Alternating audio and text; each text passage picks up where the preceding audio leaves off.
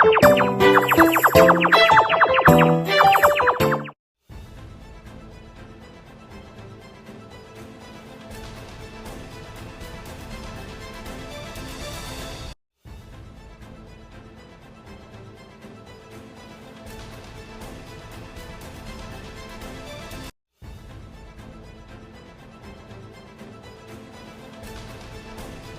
my name is Trinada Abdullah, and today I will be demonstrating and explaining one of the most basic and important skills in volleyball, which is the forearm pass, also known as the bump.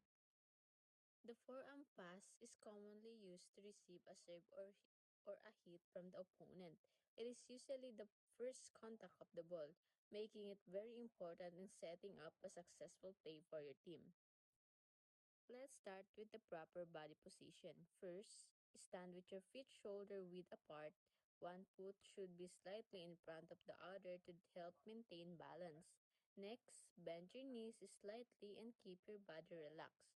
Your weight should be on the balls of your feet, so you are ready to move in any direction. Now let's talk about the arm position. To perform the forearm pass, bring your hands together and lock your arms straight. You can do this by placing one hand over the other and aligning your thumbs side by side. Make sure your thumbs are pointing forward and down and your elbows should not be bent. The correct contact point is on your forearms, not your hands or wrist. This area creates a flat surface which help you control the ball better and direct it accurate to your teammate. Next is the execution. As the ball approaches, move your body so that you are in line with it. Avoid reaching with your arms. Instead, position your full body behind the ball. When the ball makes contact, use a slight upward motion from your legs, not your arms. Keep your arms steady. Your goal is to direct the ball toward your teammate, usually the setter. Focus on a controlled and accurate pass rather than a strong one.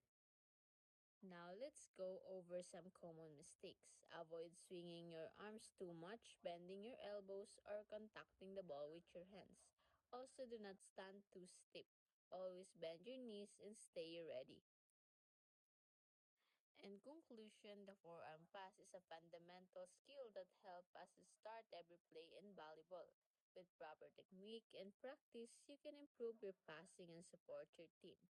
Thank you for listening. I just had to let you know you're